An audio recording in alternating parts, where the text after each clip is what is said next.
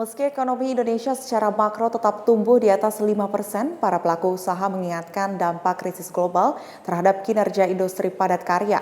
Karena permintaan global diproyeksikan turun signifikan tahun 2023 dan berpotensi pada pengurangan tenaga kerja di sejumlah industri.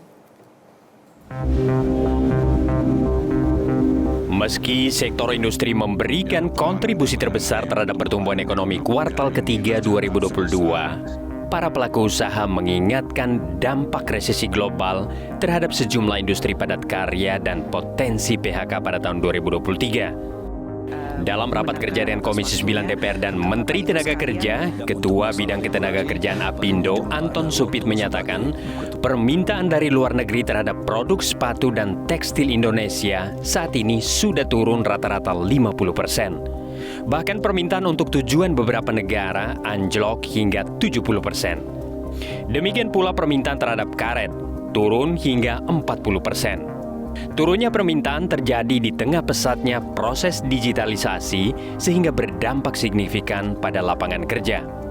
Memang investasi secara makro itu naik dari segi angka-angka, tetapi kalau kita lihat penyerapan tenaga kerja yang melalui BKPM, kalau beberapa tahun lalu rasio 1 triliun masih mempekerjakan 3.000-an orang lebih, sekarang 1 triliun kira-kira 1.000 orang lebih. Jadi ini memang tantangan kita ke depan.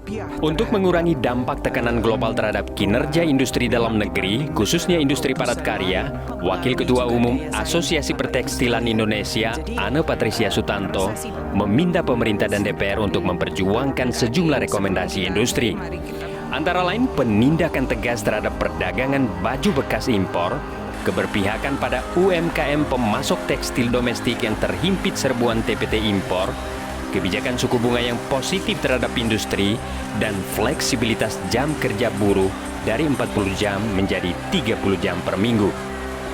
Nah, kenapa kami di Apindo juga di Asosiasi Pertekstilan menyatakan ini? Karena memang 2023 buyer-buyer dunia ini sudah kasih forecast dan forecastnya tidak sama dengan waktu mereka kasih forecast kita di 2022 di saat 2021. Jadi mereka sendiri juga bingung.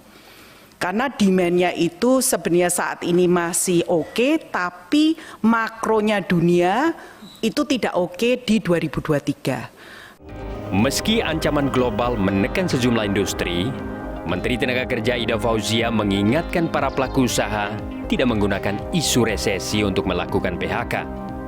Menaker berharap dialog harus tetap dikedepankan sebelum memutuskan PHK. Tim Liputan, Metro TV.